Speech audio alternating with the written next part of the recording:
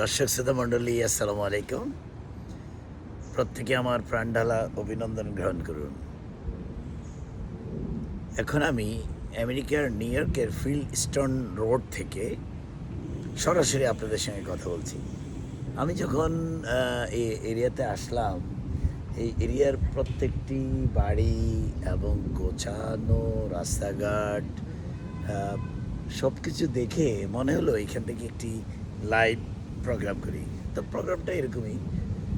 আজকে যে টপিকসটা আমি আপনাদের সামনে উপস্থাপন করবো সেই টপিকসটা হলো এরকম যে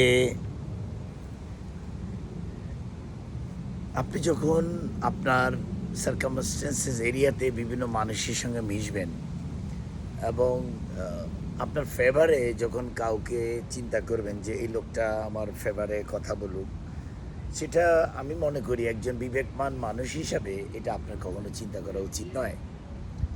আল্লাহ যদি আমাকে বিচার বিশ্লেষণ করার ক্ষমতা দিয়ে থাকেন, তাহলে কোনটা ফেভার করা উচিত আর কোনটা করা উচিত নয়, এটা আমি আমার চিন্তা এবং চেতনায় দিয়ে আমি বিশ্লেষণ করে আমাকে রেজাল্ট বের করে নিয়ে আসতে হবে।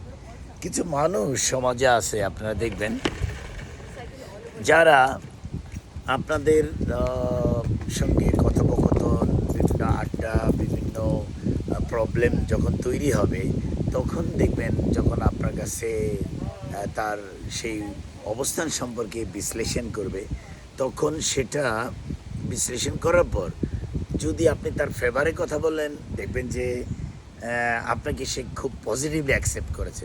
কিন্তু সে হয়তো পজিটিভ কথা বলেনি, সে তার যে প্ল্যানিং, তার যে কথোপকথন, তার যে চিন্তা, সেটা আপনার কাছে নেগেটিভ মনে হচ্ছে। কিন্তু আপনি যখন নেগেটিভ মনে হবে, ইনস্ট্যান্টলি যদি তার সে প্রবলেমটাকে আপনি ধরে দেওয়ার চেষ্টা করেন, আপনি দেখবেন একটা পর্যায়ে সে আপনাকে হয়তো ভুল বুঝতে পারে। তাহলে যারা সত্যিকার অর্থে মানুষ, যারা কোনো মানুষকে নিয়ে মিথ্যা প্রচার করে না, কোনো মানুষ সম্পর্কে কোনো বাজে তথ্য দিয়ে অসম্মানিত করার চেষ্টা করে না, অথবা কোনো মানুষের সম্মান হানি করার জন্য মিথ্যা গল্প সাজিয়ে কারোর সঙ্গে কোনো কথা বলে না, সে মানুষটি হয়তো ভালো মানুষ হিসেবে আমরা আপনারা সকলেই বিবেচনা করব। কিন্তু কিছু মানুষ রয়েছে যারা ইনস্ট্যান্টলি এক কথা বলে ফেলবে, আপনার কাছে তার বিরুদ্ধে কমপ্লেন করবে, বিভিন্ন কমপ্লেন এমনভাবে উপস্থাপন করবে যে কমপ্লেনটা শোনার পর আপনার মনে হবে সে ঠিক নয়, কিন্তু যখনই আপনি তার উপরে ভিত্তি করে সে ঠিক নয় বলবেন, আপনার সঙ্গে সম্পর্ক সে নষ্ট করে দেবে। কারণ সে ভাববে যারে আমি যেটা বলছি সে আমার সঙ্গে সেটা তাল মিলিয়ে কেন বললো না, সেটা চিন্তা করেই তখন দেখা যাবে আপনার সঙ্গে একটা দূরত্ব তৈরি করবে। আর সমাজে যেই মানুষগুলো একটা মানুষের সত্য মিথ্যা বিচার বিশ্লেষণ না করে কোনো কিছু শোনার পর তার পক্ষে সাপোর্ট দিয়ে কথা বলে, তারা এবং যে বলে উভয়ই কিন্তু অপরাধী এবং দুর্নীতিবাজ বা নোংরা প্রকৃতির মানুষ বলে আমি চিন্তা করি।